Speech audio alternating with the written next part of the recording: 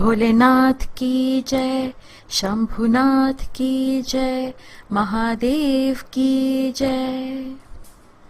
अमरपुर नगर में एक धनी व्यापारी रहता था। दूर दूर तक उसका व्यापार फैला हुआ था। नगर में उस व्यापारी का सभी लोग मान सम्मान करते थे।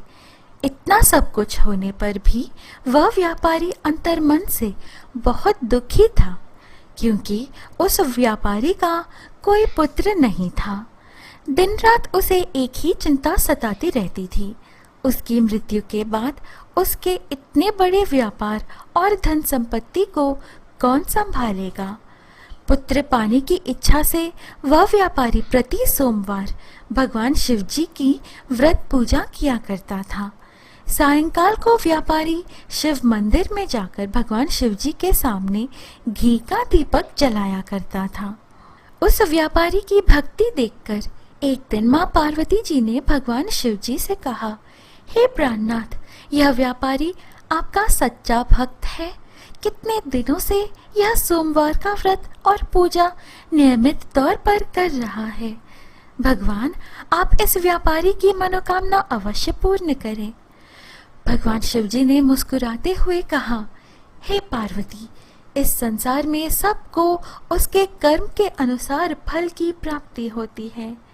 प्राणी जैसा कर्म करते हैं उन्हें वैसा ही फल प्राप्त होता है। इसके बावजूद भी माँ पार्वती जी नहीं मानी। उन्होंने आग्रह करते हुए कहा, नहीं प्राणनाथ जी, आपको इस व्यापारी की इच्छा पूरी करनी ही पड़ेगी। यह आपका अनन्य भक्त है। प्रति सोमवार आपका विधिवत व्रत रखता है और पूजा अर्चना के बाद आपको भोग लगाकर एक समय भोजन ग्रहण करता है। आपको इसे पुत्र प्राप्ति का वरदान देना ही होगा। माँ पार्वती जी का इतना आग्रह देखकर भगवान शिव जी ने कहा, तुम्हारे आग्रह पर मैं इस व्यापारी को पुत्र प्राप्ति का वरदान देता हूँ, लेकिन इसका पुत्र 16 वर्ष से अधिक जीवित नहीं रहेगा। उसी रात भगवान शिव जी ने स्वप्न में उस व्यापारी को दर्शन देकर उसे पुत्र प्राप्ति का वरदान दिया और उसके पुत्र के 16 वर्ष तक जीवित रहने की बात भी बताई। भगवान के वरदान से व्यापारी को खुशी तो हुई, लेकिन पुत्र की अल्पायु की चिंता ने उस खुशी को नष्ट कर दिया। व्यापारी पहले की तरह सोमवार का विधिवत व्रत करता रहा। कुछ महीने पश्चात उसके घर अति सुंदर पुत्र उत्पन्न हुआ। पुत्र जन्म से व्यापारी के घर में खुशियां भर गई। बहुत धूमधाम से पुत्र जन्म का समारोह मनाया गया। विद्वान ब्राह्मणों ने उस पुत्र का नाम अमर रखा। जब अमर 12 वर्ष का हुआ तो शिक्षा के लिए उसे वाराणसी भेजने का निश्चय हुआ। व्यापारी ने अमर के मामा दीपचंद को बुलाया और कहा कि अमर को शिक्षा प्राप्त करने के लिए वाराणसी छोड़ आओ। अमर अपने मामा के साथ शिक्षा प्राप्त करने के लिए चल दिया। रास्ते में जहाँ भी अमर और दीपचंद रात्रि विश्राम के लिए ठहरते, वही यज्ञ करते और ब्राह्मणों को भोजन कराते थे। लंबी यात्रा के बाद अमर और दीपचंद एक नगर में पहुंचे। उस नगर के राजा की कन्या के विवाह की खुशी में पूरे नगर को सजाया गया था। निश्चित समय पर बारात आ गई, लेकिन वर का पिता अपने बेटे के एक आंख से काने होने के कारण बहुत चिंतित था। उसे इस बात का भय सता रहा था कि राजा को इस बात का पता चलने पर कहीं वह विवाह से इनकार ना कर दे। वर के पिता ने अमर को देखा तो उसके मस्तिष्क में एक विचार आया।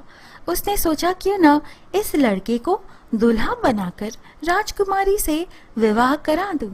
विवाह के बाद इसको धन देकर विदा कर दूंगा और राजकुमारी को अपने नगर में ले जाऊंगा। वर के पिता ने इसी संबंध में अमर और दीपचंद से बात की। दीपचंद ने धन मिलने के लालच में वर के पिता की बात स्वीकार कर ली। अमर को दूल्हे के वस्त्र पहनाकर राजकुमारी चंद्रिका से विवाह करा दिया गया। राजा ने बहुत सा धन देकर राजकुमारी को विदा किया। अमर जब लौट रहा था तो सच नहीं छिपा सका और उसने राजकुमारी की ओढ़नी पर लिख दिया, राजकुमारी चंद्रिका, तुम्हारा विवाह तो मेरे साथ हुआ था। मैं तो वाराणसी में शिक्षा प्राप्त करने जा रहा हूँ। अब तुम्हें जिस नवयुवक की पत्नी बनना पड़ेगा वह कान्हा है। जब राजकुमारी ने अपनी ओढ़नी पर लिखा हुआ पढ़ा तो उसने काने लड़के के साथ जाने से इनकार कर दिया। राजा ने सब बातें जानकर राजकुमारी को महल में रख लिया। उधर अमर अपने मामा दीपचंद के साथ वाराणसी पहुंच गया। अमर ने गुरुकुल में पढ़ना शुरू कर दिया। जब अमर की आयु 16 वर्ष पूरी हुई तो उसने एक यज्ञ किया। यज्ञ की समाप्ति पर ब्राह्मणों को भोजन कराया और खूब अन्न वस्त्र दान किए। रात को अमर अपने शयन कक्ष में सो गया। शिव के वरदान के अनुसार शयनावस्था में ही अमर के प्राण पखेरु उड़ गए। सूर्योदय पर मामा अमर को मृत देखकर रोने पीटने लगा। आसपास के लोग भी एकत्र होकर दुख प्रकट करने लगे। मामा के रोने विलाप करने के स्वर समीप से गुजरते हुए भगवान शिवजी और माता पार्वती जी ने भी सुने।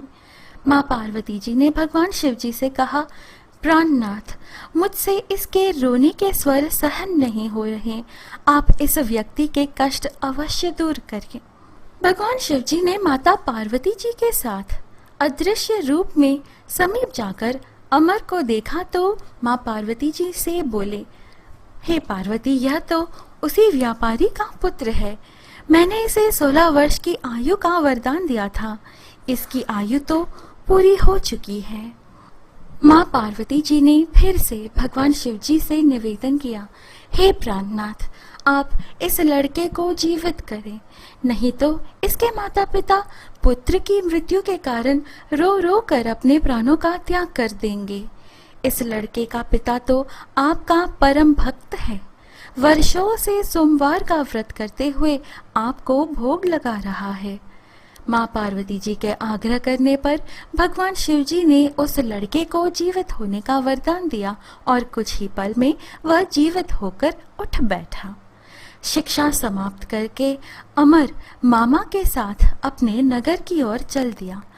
दोनों चलते हुए उसी नगर में पहुंचे जहां अमर का विवाह हुआ था। उस नगर में भी अमर ने यज्ञ का आयोजन किया। समीप से गुजरते हुए नगर के राजा ने यज्ञ का आयोजन देखा। राजा ने अमर को तुरंत पहचान लिया। यज्ञ समाप्त होने पर राजा अमर और उसके मामा को महल में ले गया और कुछ दिन उन्हें महल में रखकर बहुत सा धन वस्त्र देकर राजकुमारी चंद्रिका के साथ विदा किया। रास्ते में सुरक्षा के लिए राजा ने बहुत से सैनिकों को भी साथ भेजा। दीपचंद ने नगर में पहुंचते ही एक दूत को घर भेजकर अपने आगमन की सूचना भेजी। अपने बेटे अमर के जीवित वापस लौटने की सूचना से व्यापारी बहुत प्रसन्न हुआ। व्यापारी अपनी पत्नी और मित्रों के साथ नगर के द्वार पर पहुंचा। अपने बेटे के विवाह का समाचार सुनकर पुत्रवधू राजकुमारी चंद्रिका को देखकर उसकी खुशी का ठिकाना न रहा। उसी रात भगवान शिवजी ने व्यापारी के स्वप्न में आकर कहा, हे श्रेष्ठी, मैंने तेरे सोमवार के व्रत करने और व्रत कथा सुनने से प्रसन्न होकर तेरे पुत्र को लंबी आयु प्रदान की है। व्यापारी बहुत प्रसन्न हुआ। सोमवार का व्रत करने से व्यापारी के घर में खुशियां लौट आई। शास्त्रों में लिखा है कि जो स्त्री पुरुष सोमवार का विधिवत व्रत करते और व्रत कथा सुनते हैं, उनकी सभी इच्छाएं पूरी होती हैं। इस प्रकार सोमवार की व्रत कथा संपूर्ण होती है। प्रिय मित्रों, ये है आज की प्रस्तुति। आशा है आपको यह वीडियो अच्छी लगी। इस प्रकार के और वीडियोस, कथाएं और आध्यात्मिक वीडियोस पाने के लिए कृपया हमारे YouTube चैनल पवित्र वचन को सब्सक्राइब करें। हम फिर मिलेंगे अगली वीडियो में। जय शिव शंभू।